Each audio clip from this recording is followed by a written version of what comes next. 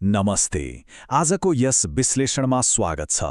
हामी अक्सर समाधान खोज्न वा नयाँ कुरा सिक्न भनेर हतार गरिरहेका हुन्छौँ, होइन त? तर आज हामी केही बेर त्यो दौडधुपलाई रोक्नेछौँ। आजको यो चिन्तनशील यात्राले एउटा निकै गहिरो सत्यलाई उजागर गर्नेछ।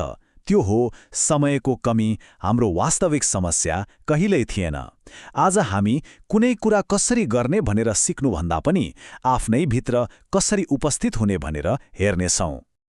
अब अलिकति गहिरिएर सोचौँ त, के साँच्चै हामीसँग समय नभएको हो त? स्रोत सामग्रीले एउटा गजबको कुरा स्पष्ट पार्छ। समयको कमी त केवल एउटा चलाख पर्दा पो रहेछ। एउटा यस्तो पर्दा जुन हाम्रो बेचैन मनले वर्तमान क्षणबाट भाग्नको लागि खडा गरिदिन्छ। हामीलाई लाग्छ हामी एकदमै व्यस्त छौँ, तर खासमा हामीसँग समयको होइन, उपस्थितिको अभाव छ। यो भनाइलाई एकपटक मनन गरौँ त, कति शक्तिशाली वाक्य होइन? हाम्रो वास्तविक मानवीय सङ्घर्ष दिनभरिमा 10वटा काम सक्नु वा क्यालेन्डर मिलाउनु होइन के। हाम्रो मुख्य सङ्घर्ष भनेको त यो वर्तमानको जीवित क्षणमा हाम्रो उपस्थिति र चेतनाको गहिरो कमी हुनु हो। अनि हाम्रो मनले के गर्छ थाहा छ? यसले निरन्तर हाम्रो ध्यानलाई वास्तविकताबाट तानिरहन्छ। यो त ठ्याक्कै कम्प्युटरमा एकैपटक धेरै ट्याबहरू खोल्दा सिस्टम ह्याङ भए जस्तै हो नि। मन कि त विगतका कुराहरू सम्झेर पछुताउँछ कि भविष्यको चिन्तामा रुमल्लिन्छ, र यही होहल्लाको बीचमा जीवन चाहिँ सुटुक्क हाम्रो हातबाट फुत्किरहेको हुन्छ। ल, अब यहाँनिर एउटा सानो विश्राम लिउँ है त। बाहिरी दौडधुपलाई एकैछिन चट्टै छोडिदिउँ। ठ्याक्कै अहिले हो, यसै क्षणमा भित्र कस्तो विचार वा अपेक्षा चलिरहेको छ, कि हामी त्यसलाई मात्रै हेर्न सक्छौँ? त्यसलाई बदल्ने वा हटाउने कुनै कोसिस नगरिकन बस एउटा शान्त अवलोकन। यही सन्दर्भमा अब हामी पहिलो खण्डमा प्रवेश गर्दैछौँ, मनको वास्तुकला। यहाँ बुझ्नुपर्ने सबैभन्दा महत्त्वपूर्ण कुरा के छ भने मनको स्वभाव नै अपूर्णता हो। मनलाई कहिल्यै पुग्दैन के, यो सधैँ केही न केही खोजिरहेकै हुन्छ। यसले हामीलाई धोका दिन्छ र भन्छ, हेर, यो काम सकिएपछि वा जिम्मेवारी घटेपछि मात्र शान्ति मिल्छ। तर त्यो शान्ति कहिल्यै आउँदैन, किनकि मन त हाम्रो अचेतनतामै बाँचेको हुन्छ। अनि हामी के गर्छौँ? मनलाई कन्ट्रोल गर्न खोज्छौँ। तर मुट्ठीमा पानी कस्न खोज्दा के हुन्छ? पानी झन फुत्किन्छ नि, होइन र? विचार पनि त्यस्तै हो। मनलाई जति जबरजस्ती दबाइन्छ त्यो त्यति नै बलियो भएर फर्किन्छ। जब हामी विचारलाई रोक्न खोज्छौँ, भित्र एउटा भयानक सङ्घर्ष सुरु हुन्छ। त्यसैले त भनिन्छ नि, मानसिक प्रयास लगाएर मनलाई बदल्न खोज्नु एउटा पासो मात्र हो।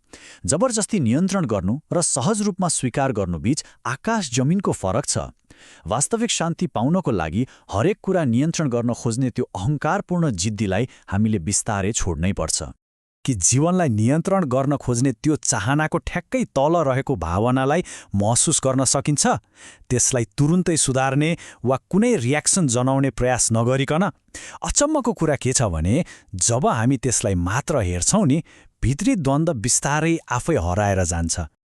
अब लागौँ हाम्रो दोस्रो खण्डतिर, मौन अवलोकनको कला। यसको केन्द्रमा साक्षी भावको अवधारणा रहेको छ। यो भनेको के हो भने आफ्नै विचारहरूको एउटा तटस्थ दर्शक बन्नु। ठ्याक्कै भन्नुपर्दा कुनै नाटक हेर्दा आफू मञ्चमा नउत्रिकन दर्शक दीर्घाबाट शान्त भएर हेरे जस्तै हो यो। हाम्रा विचार, पीडा र भावनाहरूलाई बिना कुनै जजमेन्ट हेर्ने एउटा मौन अवलोकनकर्ता। यहाँनिर एउटा एकदमै सुन्दर रूपक छ।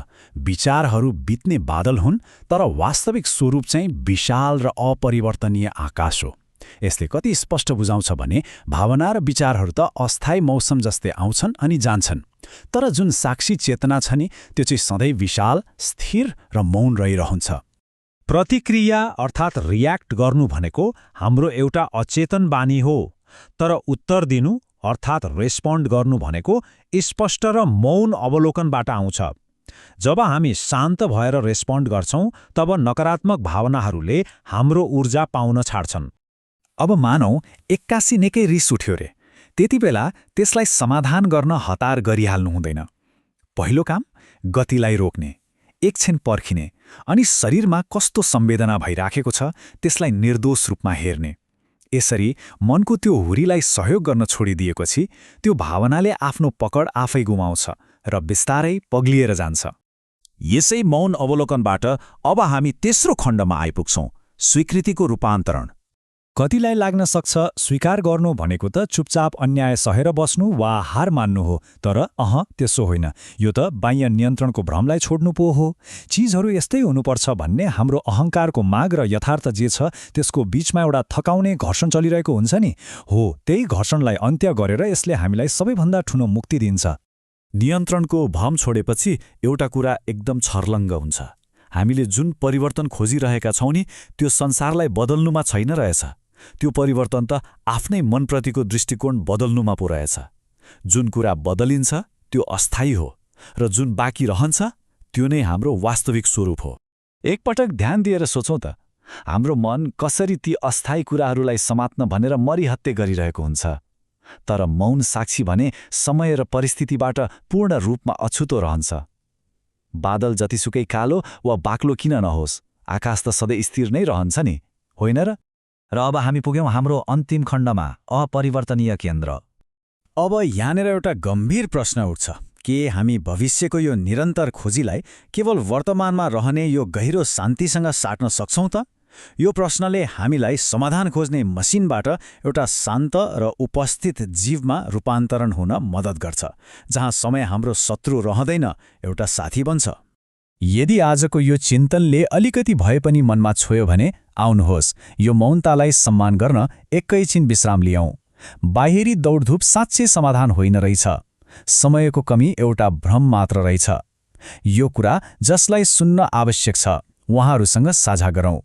अनि च्यानल सब्स्क्राइब गर्न नभुल्नुहोला, कुनै बानीको रूपमा होइन, तर यही अनन्त उपस्थितिमा बारम्बार फर्किने एउटा शान्त प्रतिबद्धताको रूपमा। उपस्थितिमा फर्कनुहोस्।